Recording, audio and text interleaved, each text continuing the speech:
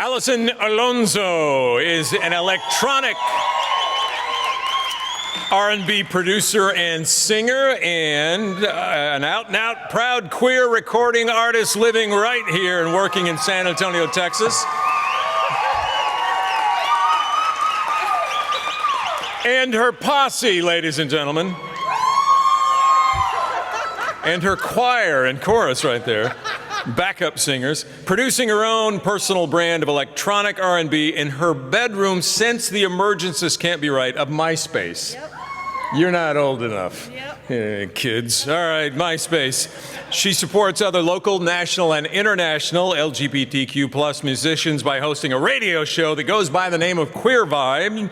And she carefully curates a playlist there of LGBTQ plus recording artists from all around the world. She is set to release her debut album, by the way, by the end of the year, but has not revealed the title yet, and maybe...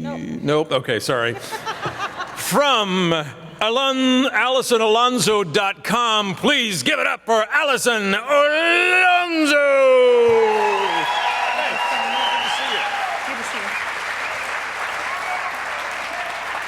I want to say, this is a dream come true, because in elementary school, the kids were like, Randy Beamer, oh, ba, ba, ba, ba, ba. And now Randy Beamer's like, Alyson Alonzo, ba, ba, ba, ba, ba, ba. So, that's crazy. That is truly crazy. So, go ahead and get that started. On that note, if I'm going to tell you guys about my music journey, I'm going to start at the very beginning. This is the first very gay little keyboard that I learned how to play. And I learned how to play Twinkle, Twinkle, Little Star. My friend Tasia taught me. And I played it over and over and over until my parents got sick of it. You see, I was raised in a house. Before my parents bought their first house, 4 families lived under one roof. It was a house that my grandpa rented out to my dad's family. And my dad found this little keyboard in the attic. And after I learned how to play this creepy-ass keyboard, I kept on playing keyboards for the rest of my musical career. And I love keys. I've always loved keys. I felt like it was an outlet because I was always very shy. You see, I think my vocal talent comes from my godmother. Her name is Ophelia Mann. She was an orphan raised by her grandmother, Mama Tona, and she was a Gold Star mother. Her first son died in the Vietnam War, and she was an activist and a poet and a singer. She sang at everything, and so that was always something to watch when I was a kid. She was such an amazing singer. My godfather founded the band The Royal Jesters with 2 other members, and they pretty much were the pioneers of the West Side Sound and pretty much like just started the Chicano soul movement. And my grandma used to tell me about their music all the time. I didn't know how big of a deal they were until when I really genuinely started researching their music, and I'm very proud. These are my parents. This is the first time I ever played the Tobin Center. I like to think that this picture is the epitome of like how proud they are of me. I actually watched this building getting built, and I got to sing in this building, and this happened right after I sang in this building, so I kind of just manifested that. All right, so I was never asked to sing at anything. I was never comfortable in front of a camera. As you can see, when I was a kid, I was very angry when this photo was taken because I was sick, and I was forced to be in front of a camera, but also I was very, very, very shy as a kid. I hated the sound of my own voice, and as a kid, I was in choir, and I used to lip sync. This is a photo of me in middle school. I was a dork. I was really into Pokemon cards and Backstreet Boys and not singing and being shy, and this just wasn't me. I never tried out to be on American Idol, like none of that. Never. Not me. So I didn't start singing until I was about 18 years old, and I trained my voice listening to Ella Fitzgerald and Billie Holiday. My grandma and I were both really into jazz music, and so I used to listen to a song called Stormy Weather by Billie Holiday, and my grandma loved to hear me sing that, and I also used to listen to a song called Angel Eyes by Ella Fitzgerald. It's still one of my favorite songs to sing. And so I want to say when I was about 18 or 19, I started using MySpace, and that's me. 30 years old from California. I love MySpace. I used to troll the MySpace chats, and I used to spam my music all over MySpace. I made electronic music. I wasn't singing yet, and I used to see how many hits I could get overnight on my Musica Bombastica page. It was really awful. Don't look it up. And then I started making my own music. This is my first demo CD. I think there are about 8 tracks on there, and they're really bad. Don't look it up. And also, it's not on there anymore. And I was just on the computer day and night. I was addicted to the internet, like most people my age at that time. I loved AOL. I loved MySpace, so here I am. And so I started using GarageBand. I started working with a producer out of South Africa that I met in the chat rooms. And so he was like, hey, you're a female. Females have great vocals. You should sing on a track. So I sang on a track, and I got like way more hits than I thought I would get otherwise. And so I just kept on singing on tracks, and I kept on working with that producer until one day he asked me for my bank information, and I was like, no. And so that didn't work out. So I tried to start a band. And so I was in a bunch of bands, and I failed at a bunch of bands because the music just, it wasn't really lining up.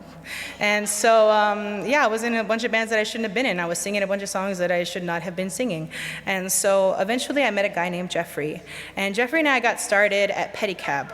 One day, we started a band, and one day it started like this. I booked a show, the band didn't show up. I met Jeffrey at a house party. I knew he could play guitar, and I was like, Jeff, you're gonna play with me tonight.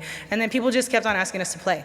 So that's exactly how it started. So we were called Vincent Vega, then we were called Biggie Shorty, and then we were called Sugar Skulls, and we were a 2-piece, a 3-piece, a 5-piece, and then at one point right here, as you see on the Arneson stage, we were a 10-piece band. Horns, keys, everything. This was like amazing. I loved it, and I still love playing in big bands. In 2014, my grandma passed away, and I quit my band and I moved, and that was a really, really hard time. I moved to California and I wrote my first EP, and then I moved back home. But that kind of changed the direction I moved in, because I really didn't have a direction when I was in a band. I wasn't really trying to put anything out. So when I went solo, this is how it was. It was kind of rough. I didn't have a good time singing my songs on stage because I thought my children sucked. And so it was one of those things, like it was a learning curve, and I'm still doing solo stuff now, and I've managed to make it all the way on to the Tobin stage, and this is the first time I ever rehearsed on the Tobin stage singing with Yosa.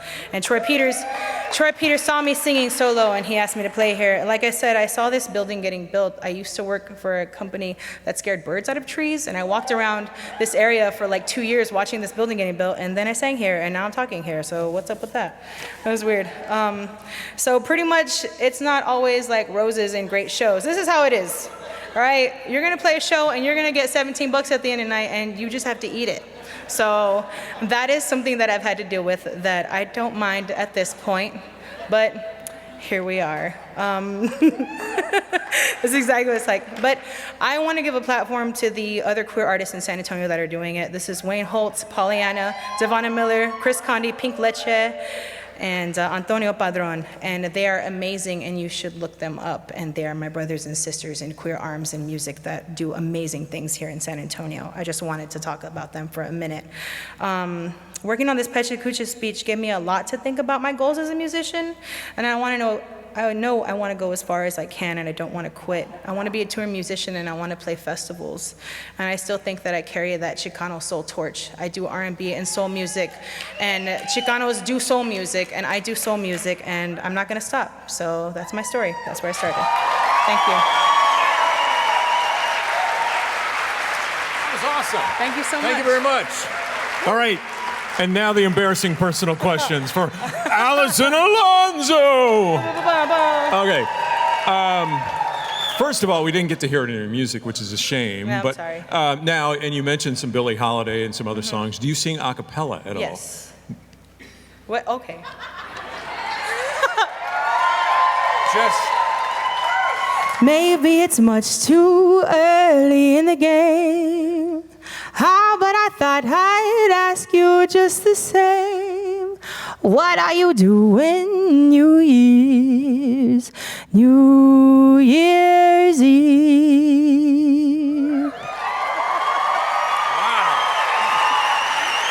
Wow.